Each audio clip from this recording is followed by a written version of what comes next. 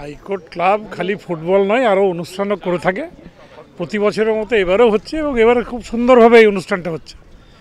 অনেকেই উপস্থিত হয়েছেন এবং এই সকালেই সবাই উপস্থিত হয়েছেন। আরও একের পর এক যারা সিনিয়র অ্যাডভোকেটস বা অন্যান্য সবাই আসছেন এবং 17টা টিম আমি শুনলাম পার্টিসিপেট করছে। সুতরাং it is a successful tournament. হ্যাঁ, মহিলা টিম আছে, মহিলাদের 6টা বলছে টিম আছে, চারটে মহিলা টিম আছে, তারাও খেলছে। ঠিক আছে। হ্যাঁ, দেখুন এমনিতেই সারা রাজ্যের মহিলারা তৃণমূল কংগ্রেসের সঙ্গে আছে, 99% আছে।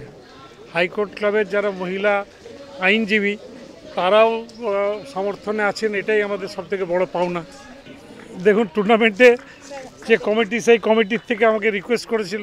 নিশ্চয়ই এটা অস্বীকার করার কিছু নেই যে তরুণ চ্যাটার্জি আমাদের হাইকোর্ট ক্লাবের কনভেনার হওয়ার পরে খালি হাইকোর্ট ক্লাব নয়, সারা পশ্চিমবঙ্গে যতগুলো আইনজীবী কোর্ট আছে বা আমাদের আইনজীবী সংগঠন আছে সবগুলোতেই ও নজর রাখে এবং সবগুলোতেই যাতে সংগঠন শক্তিশালী করা যায় সেই জন্য প্রতিনিয়ত কাজ করে।